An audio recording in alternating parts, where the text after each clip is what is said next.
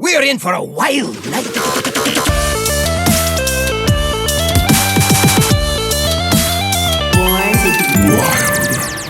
Why don't we go ahead and dive right in and talk a little bit about one of the most controversial characters in the Hearthstone and maybe the broader WoW. I don't know if Yogg was controversial in WoW, but he's certainly controversial in Hearthstone. Learning a little bit Depends more. what you mean by controversial. Well, okay, well that might be a good segue to have you start educating us, Goliath.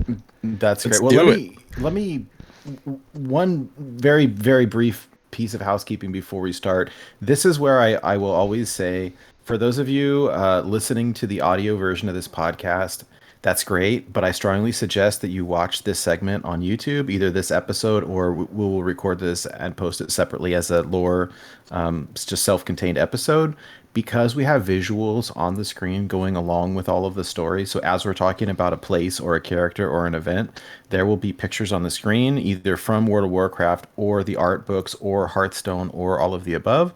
And at least for me personally, it's really fun to be able to see the visuals while we're hearing about the story, and so I strongly recommend that you try to watch the video version of this segment if possible. And one other note is that this is the third part in our series of the lore episodes of the Old Gods. So in the past, we've already covered Yogg-Saron, we've already covered N'Zoth. If you're interested in watching those lore episodes, if you go to our website, there's a special link for lore episodes, and we've got direct links to those, and you can watch those independently. It's a really fun series. And so, all right, housekeeping is done. Let me pass things back over to Goliath, and you can walk us through the lore of Yogg-Saron. Okay. So, as is always the case when we are dealing with a story involving the old gods, we of course go way, way, way, way back, etc., and talk about the origins of different things. You may recall that for Yogg-Saron, we delved into a lot the battle of the Titans and the Titan forged creatures that they made in order to fight against the old gods, and how Yogg-Saron getting ripped out literally created like the big magic well landmark called the Well of Eternity. When we talk about N'Zoth, we talked about the creation of a whole new mutated race of the Naga, and about how he had an influence on Deathwing and caused a whole cataclysm and stuff. Well, today, talking about Yogg-Saron, we are going to go over the origins of a huge amount of races that exist within this world of Azeroth. We're talking humans, dwarves, gnome, mogu, Tolvir, giants. All of them. This is the story of where they come from, how they came to be. So major lore setting right here. This is also, I just want to interject that, and we'll get to it in a minute, but I've been replaying God of War at the remake, and it's super heavy on like Norse mythology, and they like borrow super heavily here. So when we get into like Thor and Loki and Odin and all of that, it's very fun. So I'm excited. I'm excited. Yes, that's another thing. So a large part of this story is going to happen in the continent of Northrend, which happens to also be the setting of most things involving the Lich King, which is kind of a fun little excuse for us to be having this episode right now with the March of the Lich King set coming up soon. But so getting to our origin part here, we're going to return way back to the time of the Black Empire, which is essentially what we refer to the time where the old gods ruled everything, and in a dark primordial time in Azeroth's history, the elemental lords were enslaved and serving the old gods, and they were squirting out all of their little insect servants and the faceless. Squirting out. Well, no, literally, if you recall, those creatures are literally excreted from their bodies. It's really gross, honestly, but that's how they came to be. Yogg-Saron is all known by a few different monikers. Some is referred to as the God of Death, which of course we know from his voice lines when you play the card, though not a literal god of death in the sense like that the jailer would be, because he's actually in the Shadowlands and stuff. Is also known as like the Beast of 1,000 Maws and a lot of various things like that. But Yogg-Saron was up in kind of the very northern part back when all of Kalimdor was one single continent. So what you need to remember is that in the modern period where we have the game, things are all split into different continents. Way back then, it was a Pangea-like conglomerate here. So we have our little map. You can see that there's some different spots pointed out, like the different domains of the different old gods. Yogg-Saron is the one who has the very top of the continent there, the place that would eventually become Northrend. So that's just kind of where you kind of, crashed down from the void and just kind of sunk and buried the roots down. And of course, as we've discussed previously, the whole point of the old gods is that they're trying to worm their tendrils down to the very core of the world in order to corrupt the world soul at the center of it, because then you get a dark titan who can destroy all of reality. That's basically their purpose. And Sounds benign. Yes, it's you just put that as the mission statement for a company. I'm sure there'll be no problems whatsoever. But so when the Titans came along and discovered the world soul, and they realized that we need to get rid of these old gods, they do the whole thing yanking out Yasharaj, and they realize that causes a lot of damage to the world. So the Titan Keepers that they created, who are essentially these living metal beings that they infused with some of their own power, are waging the war for them, and they battle the old gods and their minions and build prisons for them. Yogg-Saron was actually the last one that they were fighting and was really challenging for them. According to the Chronicle book, it was only through the heroism of the Titanforge known as Odyn, who is spelt with a Y, therefore, non-trademark infringement here. I love his design. Basically, because he's metal, but they wanted to give him a beard. There's basically like a flowing, molten beard that Odyn has. It's crazy. And basically, he was able to rally him because Yogg-Saron had some particularly powerful lieutenants, these powerful old god minions known as the Cathraxi, who are kind of like, you know how we have those the bug-like ones like the Akir and Karaji and all that stuff. We have lots of cards with those critters in it. Think really super big version. In fact, if you play Battlegrounds, the card Mithrax, I believe it has one of those menagerie type of abilities, if I remember correctly. That is more of a Cathraxi type, if I remember correctly. So basically, with these super powerful soldiers, generals, lieutenants, whatever you want to call them, that Yogg-Saron has, they are throwing all sorts of panic and madness and confusion and illusion into the armies of the Titanforge. But Odyn is able to convince another Titanforge by the name of Loken. Again, it is spelled Loken, not Loki, therefore non-trademark infringement. And he is very much about magic. And so he weaves a grand illusion spell so that the Cathraxi, instead of fighting the Titanforge, they see each other and even Yogg-Saron himself as the enemy. It's kind of like they put the confusion card on him and it swaps it around. So they think that the friends are foes and the foes are friends. And that's how basically they get them to fight each other. And Odyn is able to lead the other Titanforge to be able to pacify Yogg-Saron. They basically, build the giant prison, clamp down, seal away his magic and stuff. And the prisons were actually designed by a character who we've had a card in the game for a really long time. Well, we've had his head. Mimron is... Oh. Yes, Mimron is actually a Titanforged who created he's very mechanical and knowledgeable, and he designed all of the old god prisons. It was this massive architecture project there that nullifies their evil magic and influence. And so far everything is good. Old gods get locked away. but there's a lot of damage that's left to the world because they had the whole, Black Empire was ruling the world type of thing. So in order to help the world's soul, the Titan Forge go about to what we refer to as the Ordering of Azeroth, where they're basically kind of cleaning everything up, getting things set up, and they build two important machines, one in the north and one in the south. The one in the north is known as the Forge of Wills. And according to the Chronicle book, it says that it would shape the world soul's budding sentience.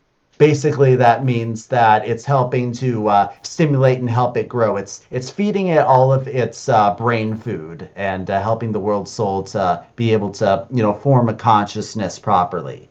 And then down at the bottom of the continent, there is the Forge of Origination, which helps to send rhythms through the earth that regulate the world soul's growing form. So you have one that's about the mind and one that's about like the more physical body that it's going to have eventually. But each of these also has a secondary purpose. The Forge of Wills up in the north has the ability to draw on the magical power to create life. Meanwhile, the Forge of Origination can draw on power for absolute destruction, namely in the event that if the world ever became too corrupted, like, the old gods got out again and were unstoppable, then a signal from the Forge of Origination will wipe out all life on Azeroth completely, just wiping the slate clean. Wow. In fact, it is located in what is present-day Uldum, which, of course, we know from the Saviors of Uldum set. And a little aside is the reason Uldum is a desert is because there was a point where the Forge had to be used to stop an invading army that was trying to capture it, and they did it just a little bit, and it wiped out all what was once a jungle and turned it into a desert. So that's just what it has on the tiny setting. Don't turn it to 11. Yes. Don't press the big red button that says re-origination. No, that's not good for anyone to do, unless in the most dire circumstances when there's no other option. So those are some kind of like mega construction projects the Titans go about making. And then they decide that while they're at it, they're going to build a nice, cool, like superhero headquarters for themselves, like their own Fortress of Solitude, way up that includes Yogg-Saron's prison, the Forge of Wills, and various other projects that they're all working on. It's basically where the Titan Keepers live. And this place is called Ulduar. Almost every Titan place starts with an Ul something. There's Uldum, Ulduar, Uldir. It's easy to get them mixed up, to be perfectly honest. But this is Ulduar. And this is where they start getting to work using that power of the Forge of Wills to create some other Titan-born.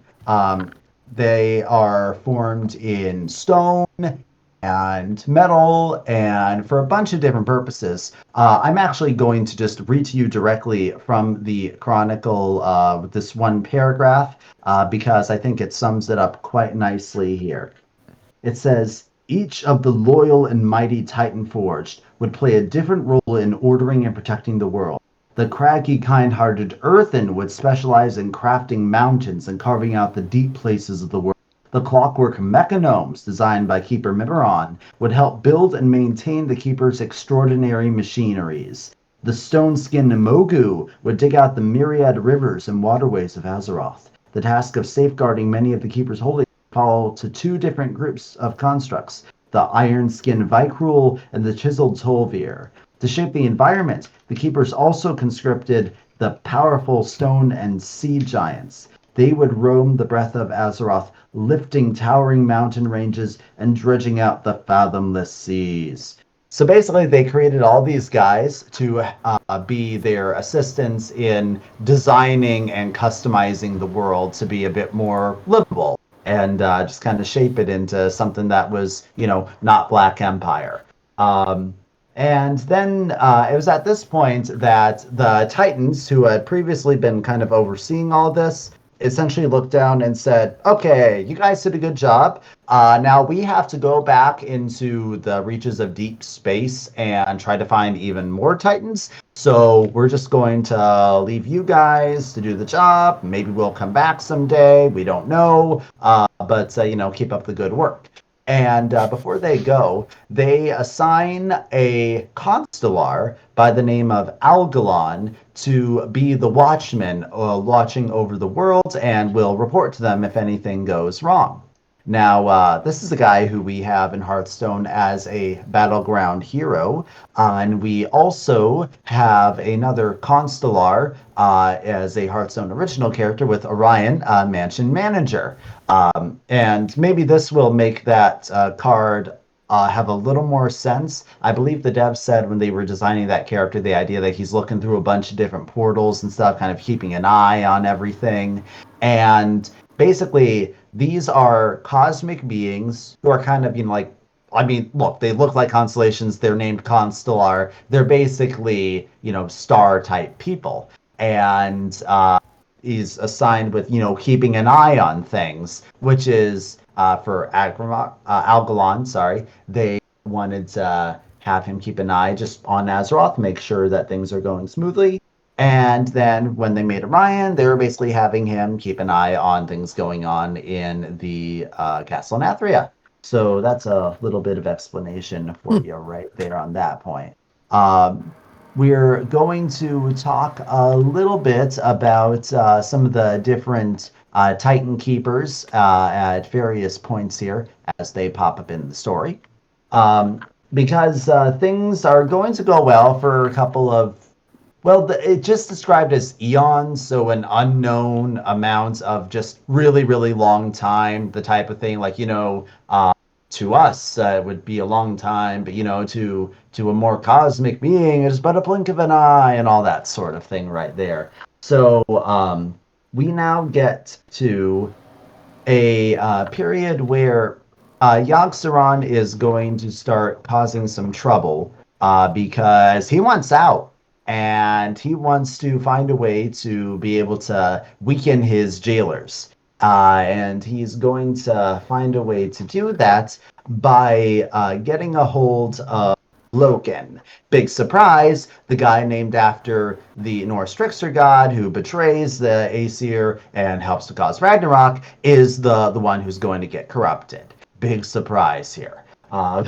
So essentially, when the Titans left, to go into deep space, they never came back because they got killed by Sargeras, who at this point had started his whole demonic burning legion and was way too powerful for them and basically obliterated them. The Titan spirits kind of beelined right towards Azeroth so that they could find some sort of body to inhabit so they wouldn't just fade out of existence. And so they kind of merged with the Titan Keepers in some way, shape, or form. And this was something that the Titan Keepers felt like a surge of power coming on in them. They think like they're seeing memories that they didn't have that are from the Titans, and they're really confused, and they don't know what's going on. They're trying to ask the Titans, what's going on here? But obviously they're not getting any answers, and they're all really confused about this. Loken in particular is having some difficulties. He's really worried. What does all of this mean? Have the Titans abandoned us? What's going on here? And he turns to a Titan forged, a Vykrol by the name of Sif, who is also named after a Norse goddess, of course. Sif happens to be married to Loken's brother, Thorim, who is Thor. Yeah. And he's the guy who has thunder and everything. Yeah, it's not really... I don't even need to explain any of this anymore. It's very self-evident, I'm pretty sure. So basically he's kind of going to her for comfort. It's as almost like going to see a therapist, just talking out, man, I don't know what's going on with this Titan stuff, man. Yogg-Saron is able to seize on that thread because Loken and Sif end up having an affair. It becomes, a forbidden relationship and everything because, she's married to his brother. And Yogg-Saron is able to take that and twist it into a dangerous obsession, so much so that Sif is eventually tries to just break it off and say, like, no, we can't just openly proclaim our love right here. It would destroy the unity of the Titan Keepers here. Everybody needs to be united. And Loken, so afraid of, losing something that's important to him, accidentally lashes out and kills her. And now he's like, now I've done it. Thorm's not gonna like this. I know what I'll do. I'll hide her body and tell him that his own, that one of the giants killed her. Yeah, that's it. And so Thorim is, as we have in our little image here, which is right from the Chronicle book. I have my copy of it right here. And just such beautiful art in this book. It's amazing, yeah. And this is Keeper Thorim discovers the body of his wife Sif, and you can see if you're looking at the image. Yes, he is filled with absolute rage and misery and just all of that stuff, and he goes on this rampage against the giants that he thinks are responsible for killing his wife, because that's what Loken said, and Loken wouldn't lie. And then it's causing a lot of chaos here. At this point, Yogg-Saron is further getting his hold on Loken, because with everything Loken does, he digs himself deeper into the pit, where if he's found out, he's going to be in even more trouble. And does Yogg-Saron, because they took away his power or his magic, but he has enough, I guess, to be able to do this? Yes. See, the thing is that they're living basically in the same house. Is it like Yogg-Saron is down locked in the basement? So that's one reason, just physical closeness. It's also just the extreme negative emotions that Loken in particular is feeling right now that make him prone to that, like the little bit of whisper in the air, whispers the old gods. That's mostly all the influence they can have. They try to latch on to people who have some sort of dark or negative quality going on there that they can seize on in a moment of weakness and turn them to their will.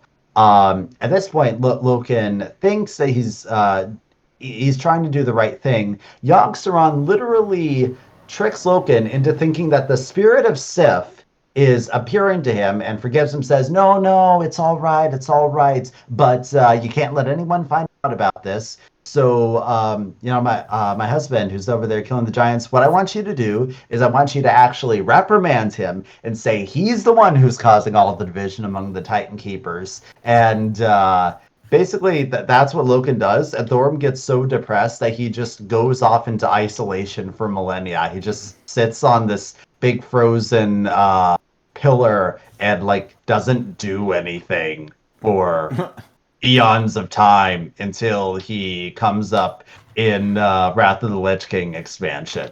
So yeah, it's that they must have a very different perception of time than we do, because that would be incredibly boring, I think, even if you were really, let's say, that sad for that amount of time.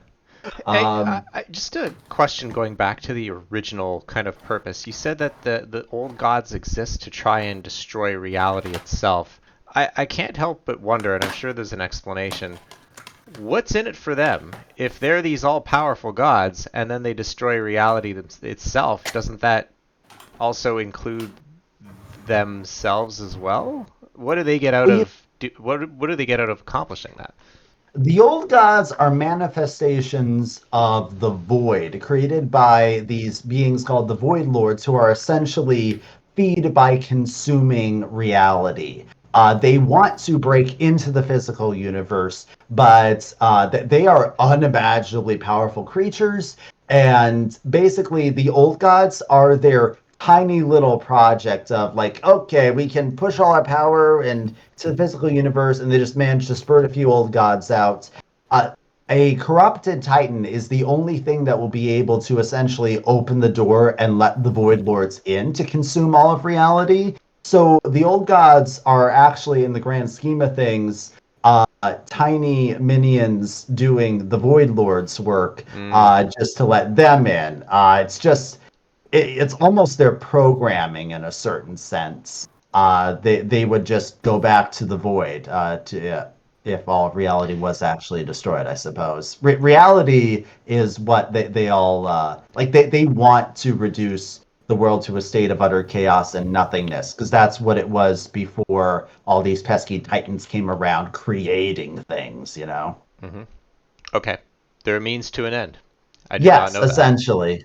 Cool. Yeah, that's it's something that was actually only revealed once the Chronicle books came out. The Old Gods is something that was a very slow burn, mysterious lore that was rolled out bit by bit over the years, and like have it all compiled now and stuff. There's always a bit more being added on. And so jumping back over to our buddy Loken right here. Basically, the whole thing that Yogg-Saron is getting Loken to do is, while Thorim is having his big giant war, Yogg-Saron, pretending to be Loken's dead girlfriend, convinces him to use the Forge of Wills to create his own army that's going to intervene and stop all these fighting giants and everything. And so he does. But because of all this Yogg-Saron influence, he taints the will. He creates what we refer to as the Curse of Flesh, where all of these beings that were previously stone and metal, and so, you know, they're very hard and durable, they now are creatures of flesh and blood, who are much easier to kill, which is Yogg-Saron's whole thing. You know, it's a severe weakening of your enemy's forces by making them a lot more fragile. The curse is so powerful that it can even influence already existing generations of Titanforged who are already, you know, stone and metal, and it's like a disease where they, you know, if they come in contact with someone with the curse of flesh, then they start to turn into flesh. And this is where we get all of those races from once they become the fleshy versions. The Tolvir, we have versions of stone and flesh that we have in Saviors of Old Doom.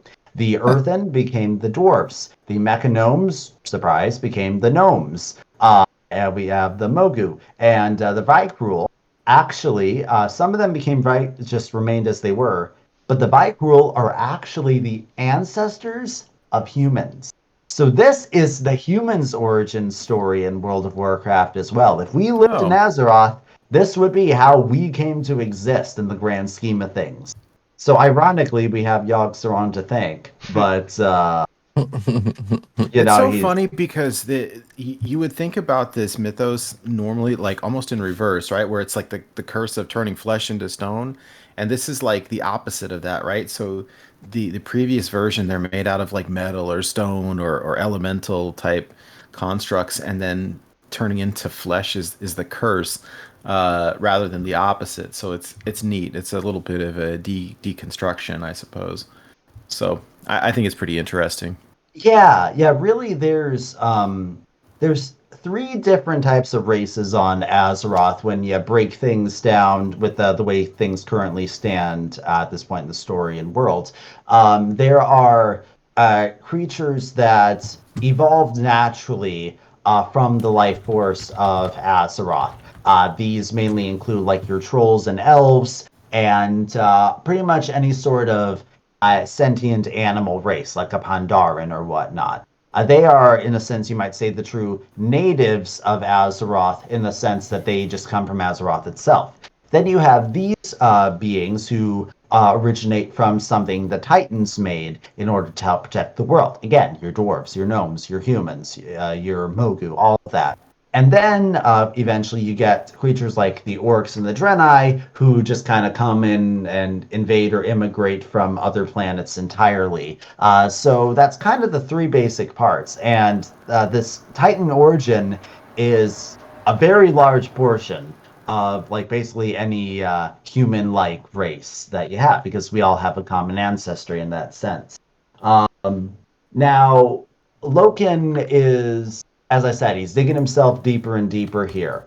And eventually he realizes that he's been tricked by Yogg-Saron. But he's like, I have to keep going with this, because if the other Titan Keepers find out, then they're going to destroy me here. So I have to, like, yeah, he's trying to cover up everything that he's done. And he's like, I plot know. committed. Yes, he is committed to this.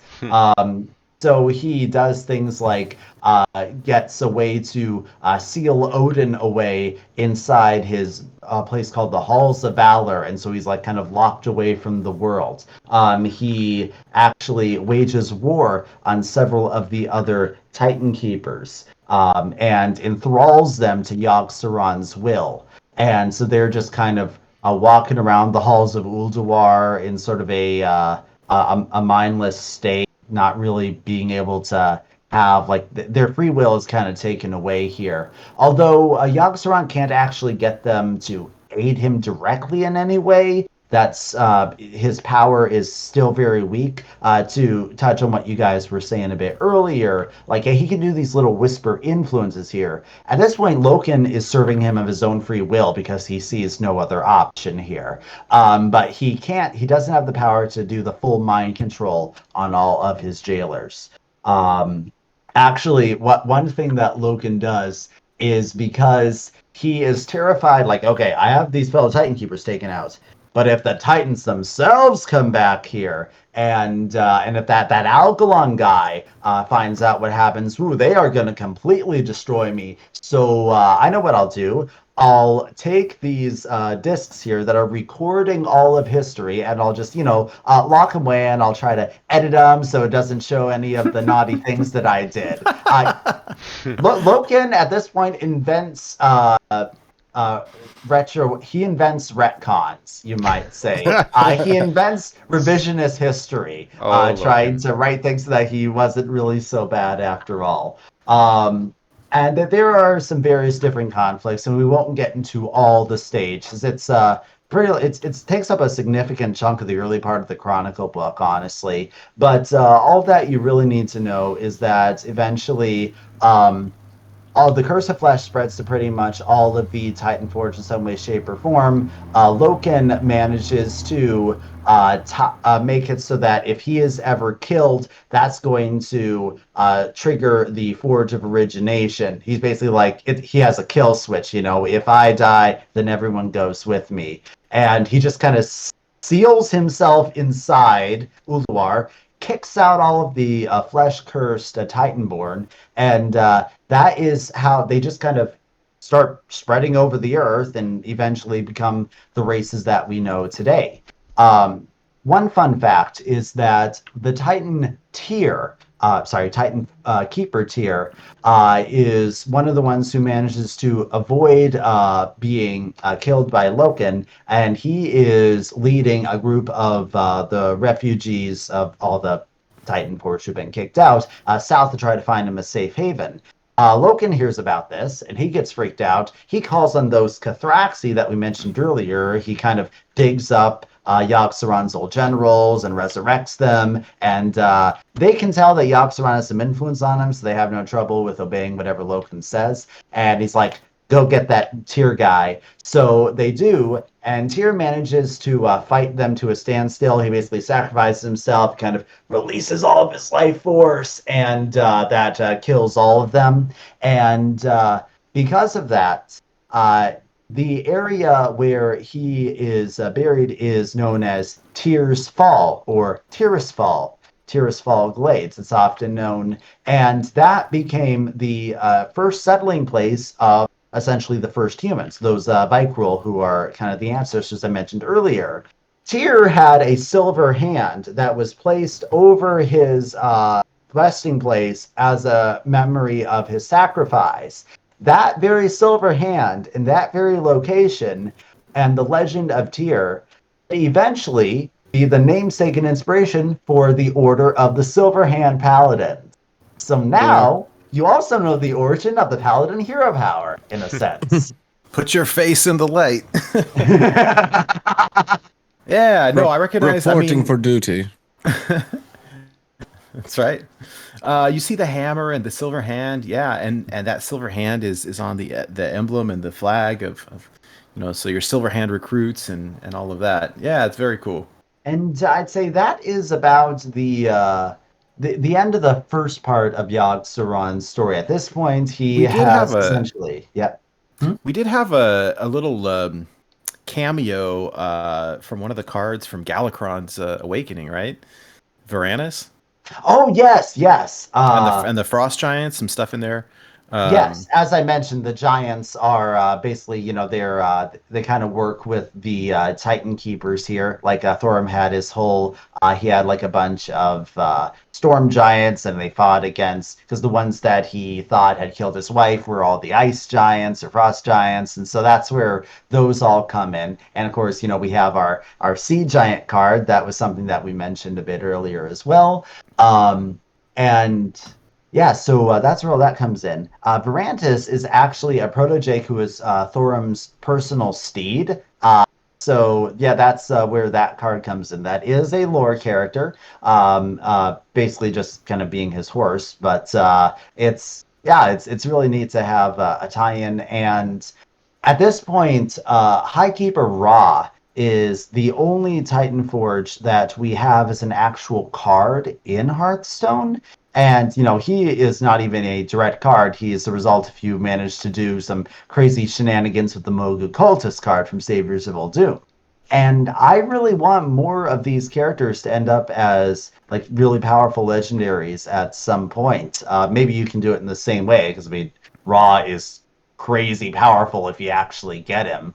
And it'd be really cool to have things like this for Loken, for Odyn, for all of these other ones that we will say maybe just a little bit about, just kind of going through the list to give you an idea of who they are for ones we haven't talked about yet. So, Nate, I'll leave that to you with the slides. Just go down the list and we'll give a couple tidbits about each one if we haven't already. Okay, so we had Odyn already, right? That we talked about. That's Odyn, like, all father. That's the father of Thor and Loki, right? Highkeeper Ra we just talked about very briefly, and then so there's Highkeeper Ra that you get, like you mentioned, from summoning them from the Mogu Cultists. The next one that I've got here is my brain wants to say Hodir because I watched Game of Thrones. Hodir. Hodor. Yeah. So, and this is where, and then there's like a subgroup called the Sons of Hodir, which is where the Frost Giants come from. Is that correct?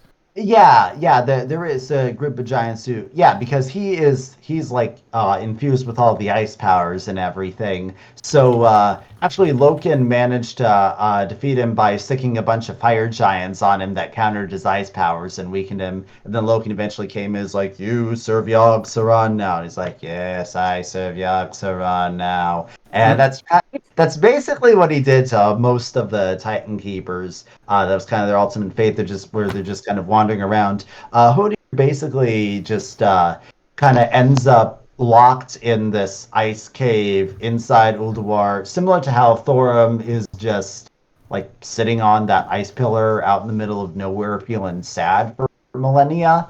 Hodir is basically just inside this cave inside Ulduar. Basically, he's just waiting until he's ready to be a raid boss.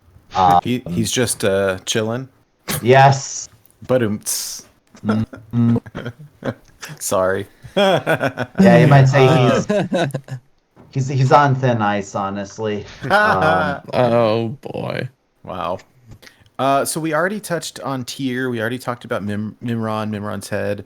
And then the only other one I had was Freya. Yeah. I had a question about Freya as well. And Freya would that be Odin's wife, mother of Loken and Thorim? Well, or no? If we're going with the original mythology, there was not any particular like family relations. They were all created at the same time. So you might say, in a sense, they're all siblings. So none of these are like, now, some of them might have, like, Odyn has a bit of an all-father role. He was named as the prime designate, so he was kind of like, the leader of them all, until Loken exiled him and took the title for himself. It's like, no, I want to be the prime designate. And so Freya, she is actually really crucial because we have Freya to thank for the natural organic life on Azeroth, while all the different Titan Forged and Keepers were doing, the basic shaping, ordering of the world. She was focused on the nurturing of life. She is the one who created the Emerald Dream that Druids tap into. She is the one who helped to foster all of the life in its various different forms, including where all the wild gods come from. So we've talked about wild gods a bit before, like all of those Loa cards from Rastakhan's Rumble, basically very powerful animal nature spirits. And she also created Ungoro Crater and a couple other locations that were basically kind of experiment grounds for the Titans to see like where evolution would go. There was one up in Northrend called Sholazar Basin. There was another down in what we call Pandaria, known as the Vale of Eternal Blossoms. Just areas just unusually teeming with life. And she was responsible for all that as well. She basically got beaten up by Loken and enthralled to Yogg-Saron's will, and he basically just had her walk around tending a garden in the middle of Ulduar for until she was ready to be a raid boss. I do have a question though. If we pull back up the artwork for Freya, I was thinking of when this one looked so familiar to me, and the one that I kept thinking of was Amara, Warden of Hope from I think it was this is from Journey to Ungoro, the priest quest line or priest quest. Yes. And the artwork looks so similar, and I mean, it's got to be different, right? But gosh, yes, different characters. But again, because is this Amara a Titanborn as well, though? Is another Titan Forged, yes. Oh. As is like the what's it called? Guardian Protector of Ulduar. What's that one back from the League of Explorers that turns like your stats to 3/3? Like none shall pass. Yeah. It's Thorim? Sunkeeper Thorim, the 3/3? No, we're talking the first one of those. It's a. I was looking at it. Is it? Keeper of Oldemon or something, or Keeper? Yeah, that's it. That's another example.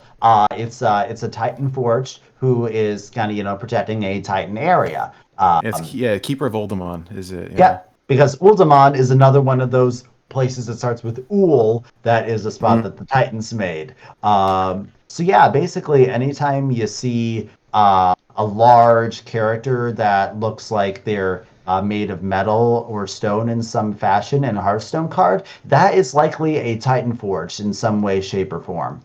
And many of them were, almost mass-produced in a way, so they have the same basic appearance a lot of the time. Very cool. All right. Yeah, it all ties together. It's pretty fun. Yogg-Saron is going to cause a lot more trouble later, but we'll save that for Act 2. Right now, let's have musical intermission. All right, here's the fun part.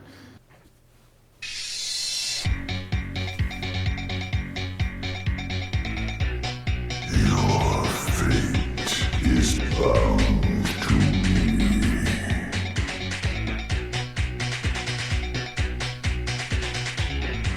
I am destiny.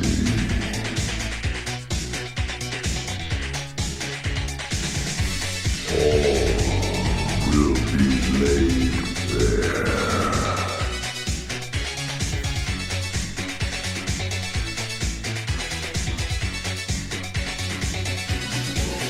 If I get to know my fate, well, I know you're the Fate Master, Yogg. All I know is casting spells and randomness sure looks like fun. Open up your tentacles, I want some. Mind flayer goggles, set my sights on you. Or hand of fate will do. And fire with your rod of roasting Yogg.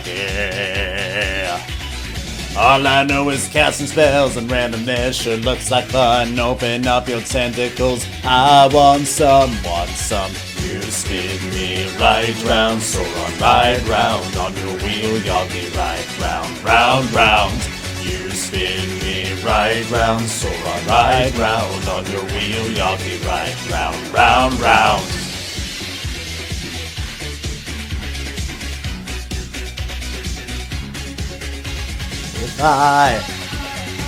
I got to open the box of mystery, and I feel this devouring hunger. Just a little bit closer. All I know is casting spells and randomness sure looks like fun. Open up your tentacles, watch out, here I come. You spin me right round, Sauron, right round on your wheel, Yogg, right round. You spin me right round, Sauron, right round on your wheel, Yogg, right round. I spin your wheel.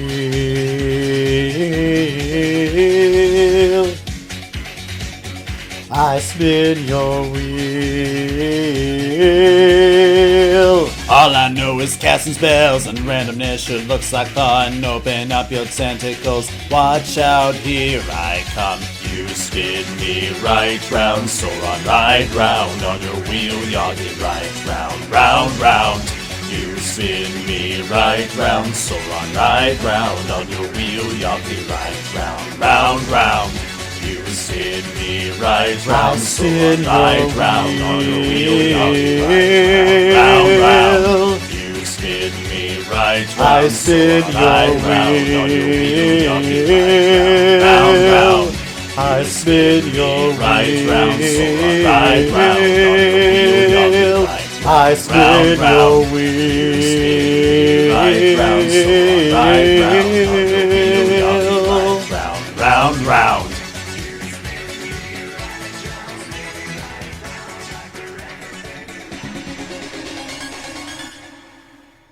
Got that? That was awesome. It's really hard to get the cadence and like the diction to be like on point like that. It's clear that a lot of effort went into its composition and performance. Well done. Thank Oh you. my god. Yeah, that was great. As soon as the chorus came, I couldn't even keep a straight face. I was laughing so hard. That was so good. Yogg.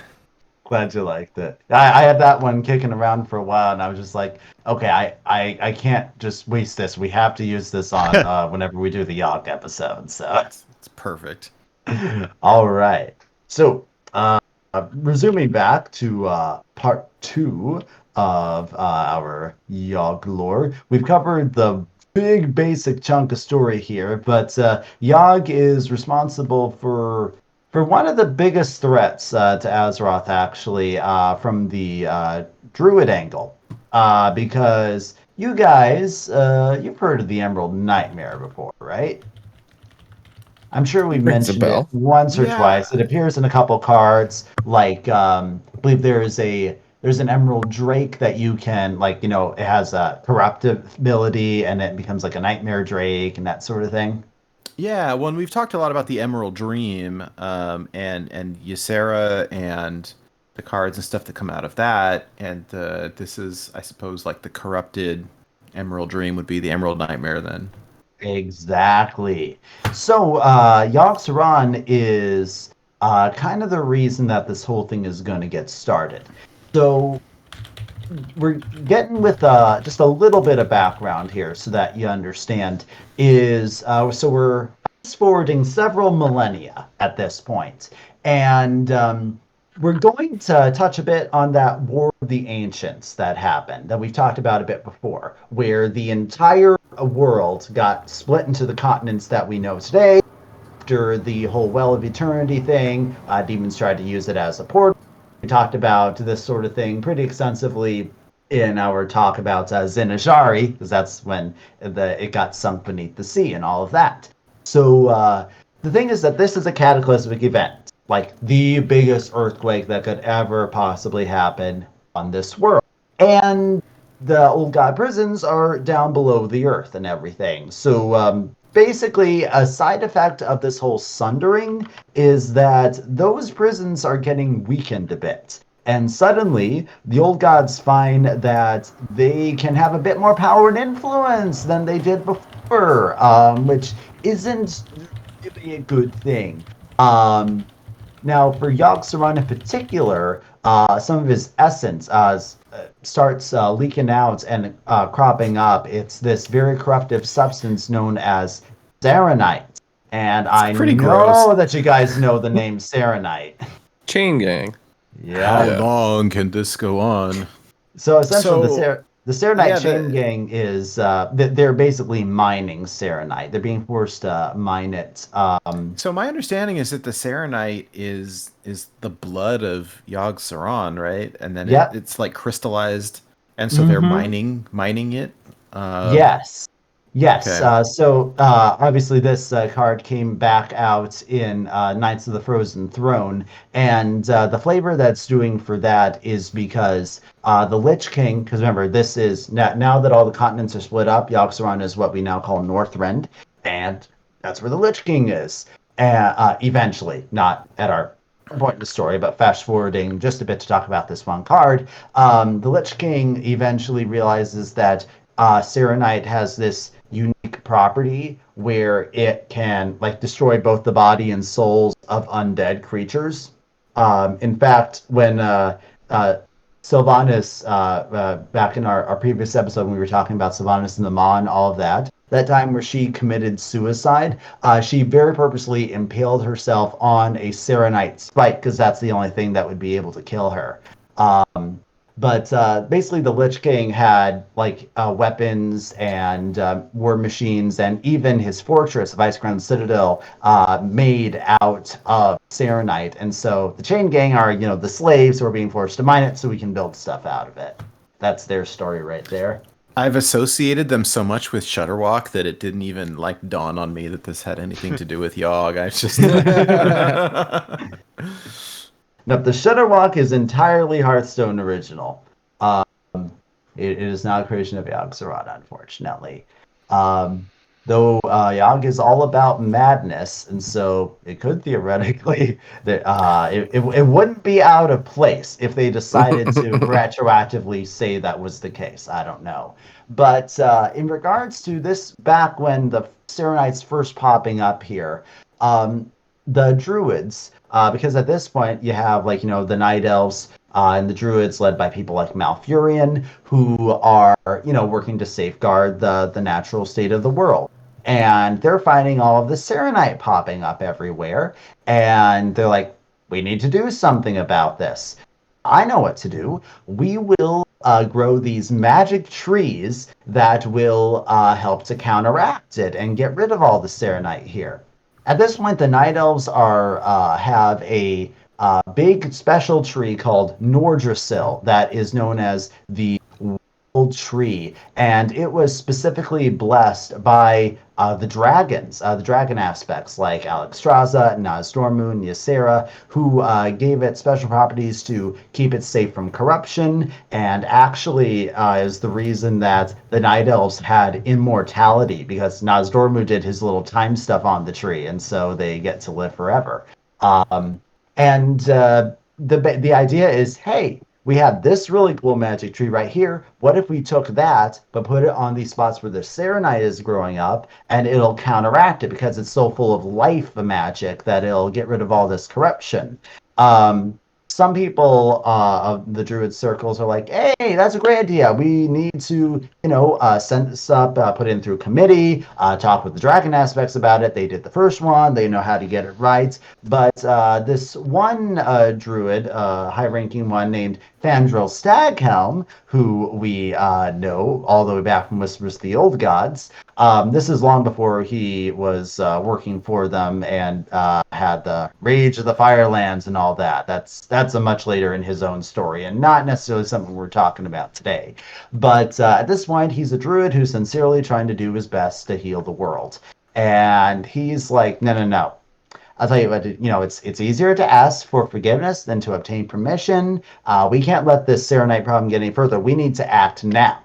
So he and his followers just secretly, under Malfurion's nose, not asking permission or anything, they just snip a couple saplings off of the world tree and go and plant them in various places. Fun fact, sorry to interrupt. Anytime someone at work says, ask for forgiveness later, it seldomly ends well.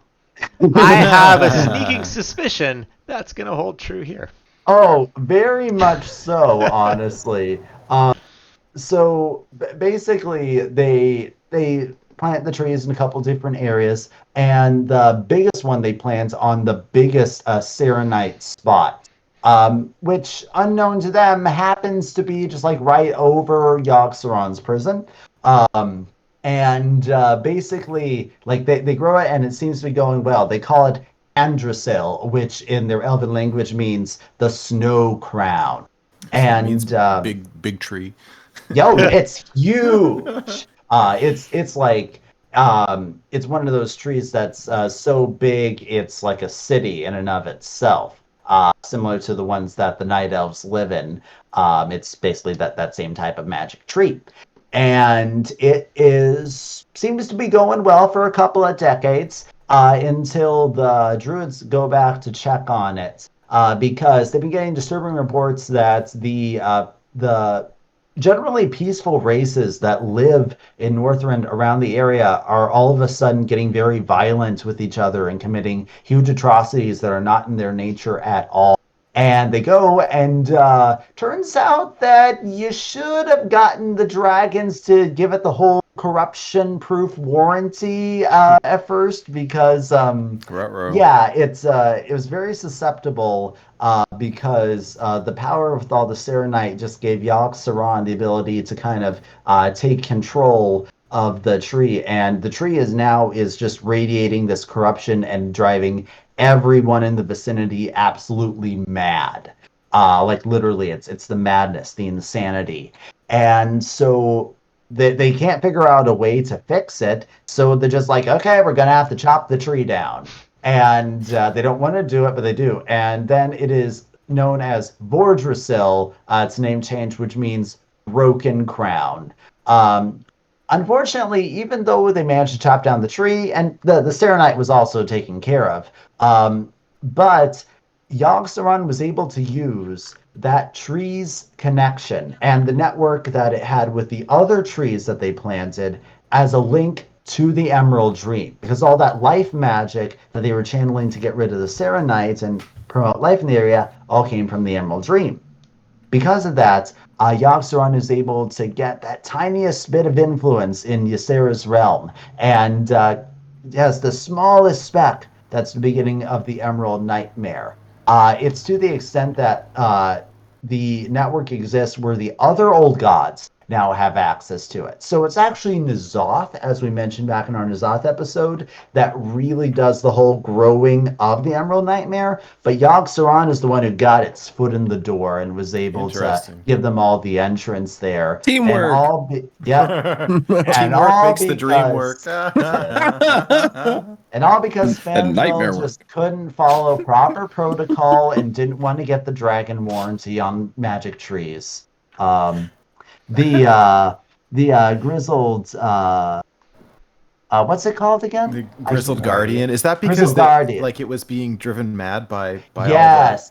So furbolgs are these bear-like creatures who are related to the wild god Ursoc, and they took up residence in the fallen Vordrassil because they're like, hey, that tree that was corrupted, they chopped it down. Let's go live in that, because nothing bad can happen there. And then, they eventually got driven mad by it. So that's kind of where that card comes from. I thought I'd throw that in as well.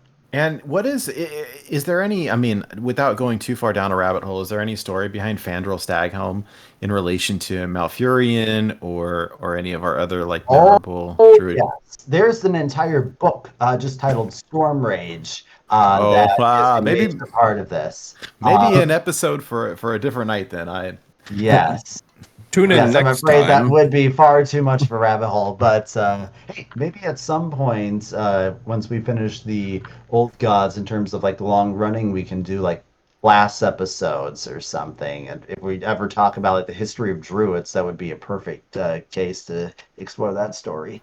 Yeah, that'd be fun. All right, so we do have, I think coming up, one of the long forgotten mage legendaries, which I'm really interested to hear the story behind. But oh yeah, and Cho'Gall as well, right? Do we not talk about Right, yeah, Cho'Gall yeah, we're yet? talking about Cho'Gall first, actually. All right. So, Cho'Gall is the leader of the Twilight's Hammer.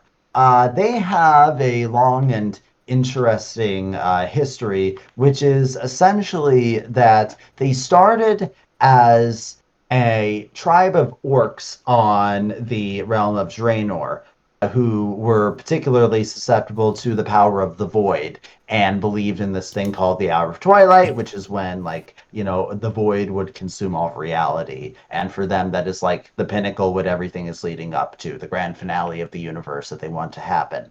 And Cho'Gall is kind of one of Gul'dan's buddies, actually, who, when they're forming the horde with all of the orcs, he's like, okay, so Cho'Gall, I want you to go and like pretend that you believe in all this void stuff in order to bring them in and get them to join the horde. But Cho'Gall ends up actually becoming a true believer in the power of the void and the hour of twilight. And so when the horde eventually invades Azeroth, he and the tribe sense the power of the old gods right there, because they're so attuned to all the dark void magic. They're just like, there are manifestations of the void here. We need to seek these guys out. Like, they are chained, and we need to free them so that they can destroy everything, just like it's supposed to happen. Yeah, they're cray cray. And What could go wrong? Yes. And so essentially, they kind of eventually abandon the horde and go about trying to find the different old gods and be able to weaken their prisons.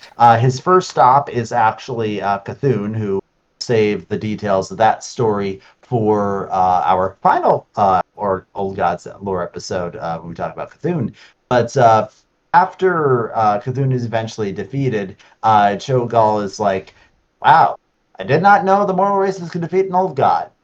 This is problematic. We need to make sure that doesn't happen to this Yogg-Saron guy up in the northern area. So he kind of goes, and they manage to slip past all of the Titan Keepers because Yogg-Saron is like, yeah, yep, these guys are welcomed here. Pay no attention to them, my mindless thralls who wander the halls. And Yogg-Saron, his prison gets weakened even further by Cho'Gall doing a lot of, magic, trying to break the wards and stuff. So now his influence is just going crazy. He's now able to take full control over the Titan Keepers, where beforehand he couldn't get them to do anything purposely for him.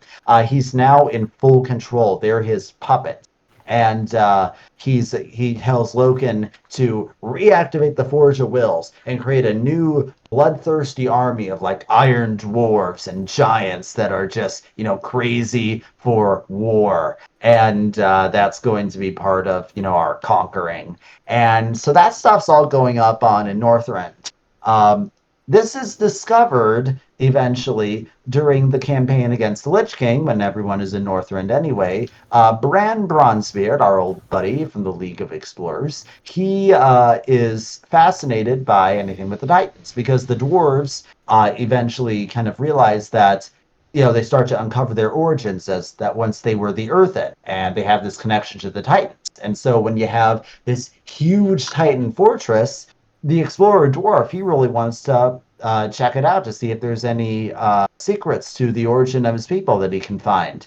And he barely escapes with his life because Yogg-Saron is there, and he goes and runs to the mages of Dalaran.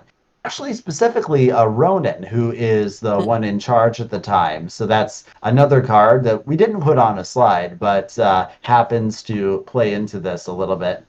And basically through intermediaries, because the League of Explorers and the Kirin Tor mages of Dalaran are neutral parties between the Alliance and Horde, they're eventually able to kind of get them to work together a little bit, even though they're fighting, because this is, it's the common theme in World of Warcraft of, okay, factions put aside our differences for the larger threats. But we're still going to fight each other a little bit because PvP has to exist. But for the most part, we are also fighting against the same content because it's easier to just make one batch of content for everybody.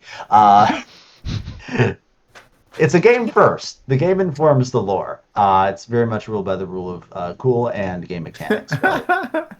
Which is part of what makes it fun and unique, and one reason I like it. But basically, Thorim is someone that you kind of wake out of his stupor a little bit during some questing. Loken is actually the final boss of a dungeon, and he's killed, and then he's like, my death will herald the end of the world. And Brann is like, uh-oh, what does that mean? And so he's going exploring all the Titan stuff to try to find it out. And all of this eventually accumulates in the Ulduar raid, which is one of the most iconic raids for many World of Warcraft players, actually. This is the one where all these Titan Keepers that we've been talking about are raid bosses, and Yogg-Saron is the final raid boss. Cool. The very first raid boss is the Flame Leviathan, which is a creation of Mimron's, actually. And it's basically an automated defense force for Ulduar. So it's not really a sentient being that has much of a story on its own to tell, but this is where it fits in. It is about, I guess, the closest thing to sort of a... because they were really leaning into the mech theme for goblins and gnomes when this came out, and looking for something that counted as a legendary mech for mage that was, kind of related to magic a bit. I think this was what they decided fit the best, and can't really argue with it. It's not a card I ever really see used, but... Does its effect on the card match anything at all with how the raid boss? Yes, it does a lot of like flamethrowing type of abilities in its raid boss fight. So yeah, it's when you draw it, it does the damage, the burning stuff. That's basically a reference to one of its mechanics.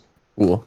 And so eventually, what happens is by defeating each of the Titan Keepers as a raid boss, you essentially break Yogg-Saron's mind control over them. And so eventually, when you come to the final boss, they are there to aid you. They are basically bolstering you to try to help prevent you falling into madness. And the idea is that Yogg-Saron is so powerful that even with some of the most powerful beings who were literally created to fight against him assisting you, it is something that you are barely holding him back at all, and nothing that mere mortals would be able to handle on their own. There's actually a mechanic in the raid where you can lose control of your character because you go mad, and then your character starts attacking the other raid members, and there's nothing you can do about it. Because it's the sort of thing Yogg-Saron does. But eventually he is defeated. Still is there, still exists in a sense, but is, kind of fully, locked and sealed away and not really a threat anymore. And that is essentially the last of Yogg-Saron. Eventually, there's little bits of his influence that are still creeping up every now and then. So there's always the possibility there could be some sort of further lore development about either a resurgence from Yogg-Saron or back from the dead, or just some, latent energy or creation of his that returns to be a threat again. They like to leave the door open for things like that, but in general, that is where Yogg-Saron's story ends. He is responsible for a lot of stuff that happened, but unless the writers decide otherwise, he's probably not going to be responsible for anything else. Did I send you the image, Blue, for I think it's the last one of the Titan Forged fighting Yogg? It's so cool. I think this is the one you're referring to. It's let's see. Yeah. Yeah, it's so rad. They're huge, and it's hard sometimes to realize, I think.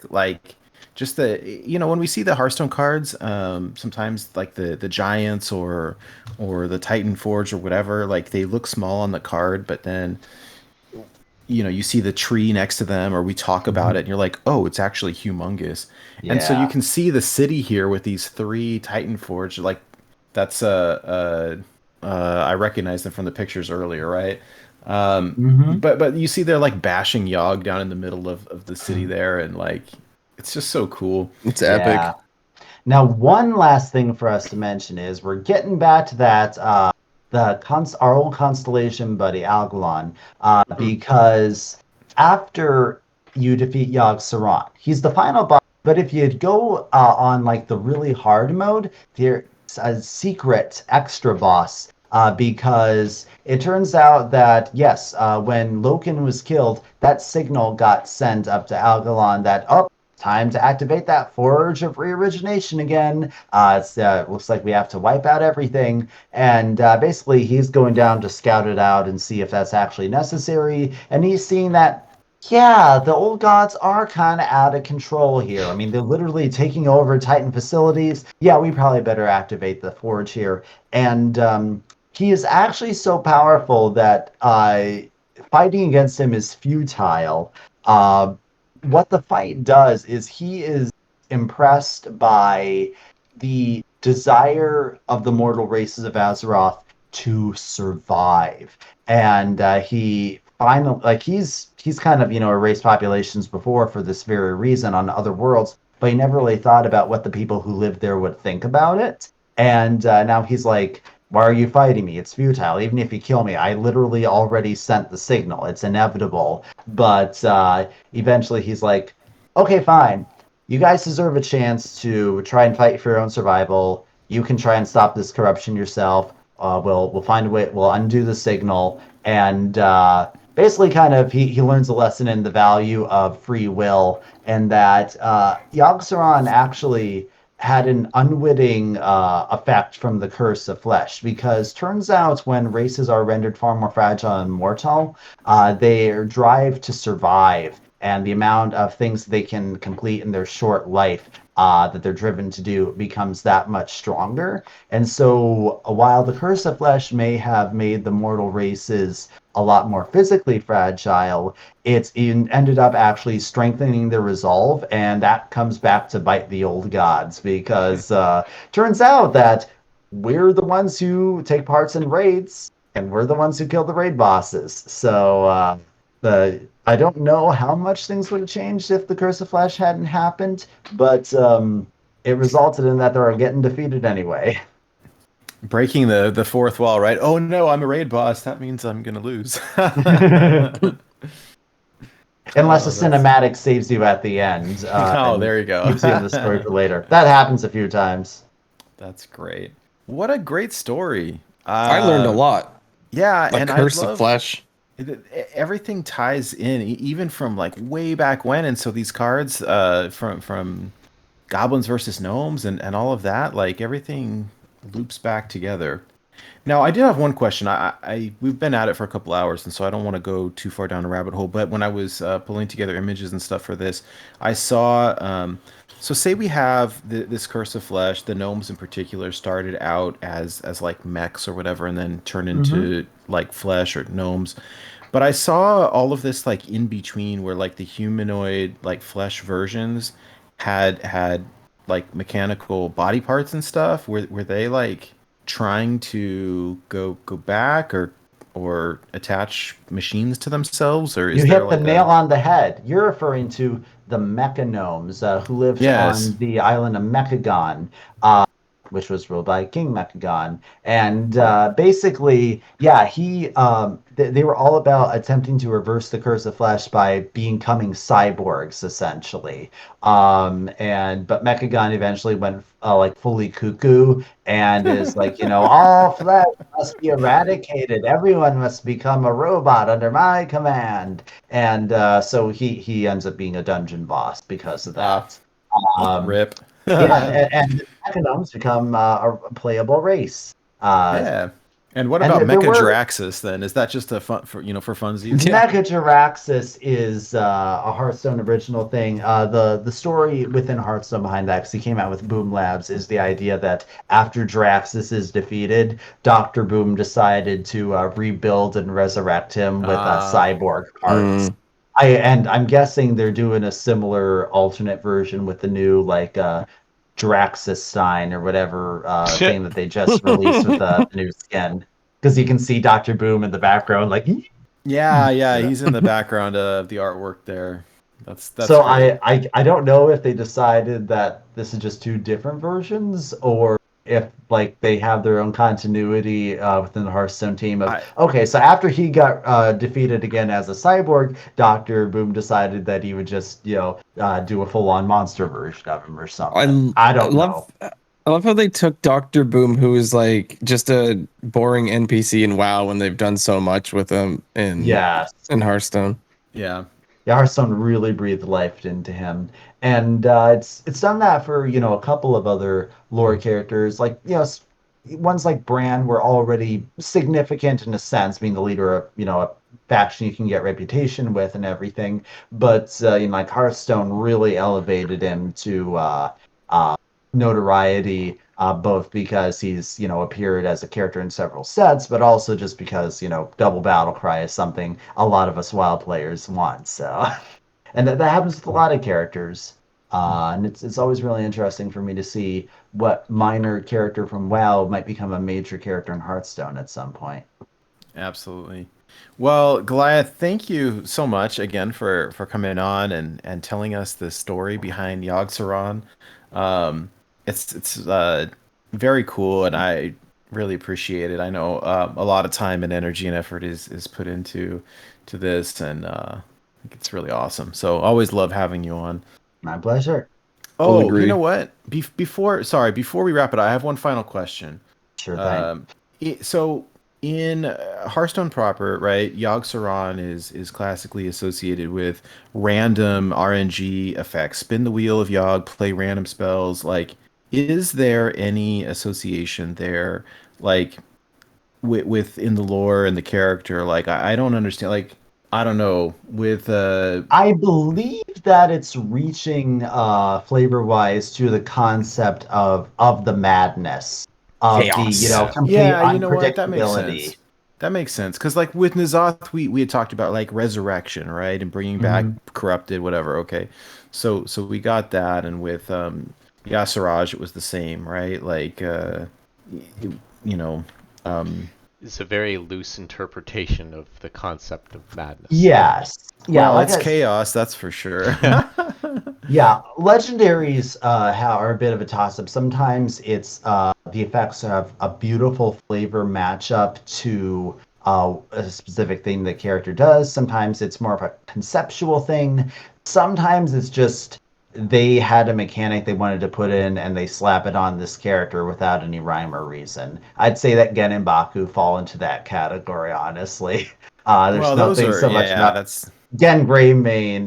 There's nothing about that. They tried to spin it as he represents order, therefore even numbers. But no, they wanted odd and even, and they needed someone to represent it, so they gave it to him. They've done more thematic, I think, with Gen in Mercenaries. Yes, where they can be a little more. They've got some more options. So, anyhow, well, very cool, and I think we touched on it a little bit, but I believe our next lore episode will be. I don't know what else to say, but I always love these. They're so much fun, and it's just an absolute blast, going through everything. And well, thank you all for being here. Before we sign off for the night, Goliath, you want to share where you've got a bunch of lore articles? We do have all of your past lore episodes posted on our website. If anyone is interested in other lore, we've done a whole bunch of them. They're all listed there on a separate page dedicated to lore. So if you're interested, check those out. But I know Goliath works with Out of Cards and has done a bunch of lore articles and stuff as well. So if you'd like to share, that'd be awesome. Yes. If anyone would like to read things that I've written about lore previously, and I do have a massive thing I wrote, I was going like 2 years ago, about all the old gods and stuff. So if you want to get like the full story, if you want to get some Cthulhu info before we have the final installment here, you can find like all of that compressed together. We've got things about Illidan, about the origins of dragons, about some trolls and from the Rasticon's Rumble, just like all this different stuff. You can find it at Out of Dot Cards. Look in the Hearthstone lore section. You can find all of the lore guides I have compiled. I have unfortunately not written many new ones this year because life has been really busy for me, but I am planning on doing some major updates with the new cards coming out to both my one about the history of the Scourge and Undead and one that I already had about the history of the Blood Elves, since we're getting a lot of new cards focusing on those guys. So keep your eyes peeled for some update if you want some full story on that and the things that'll be our topics for our next lore episode here on Born to Be Wild.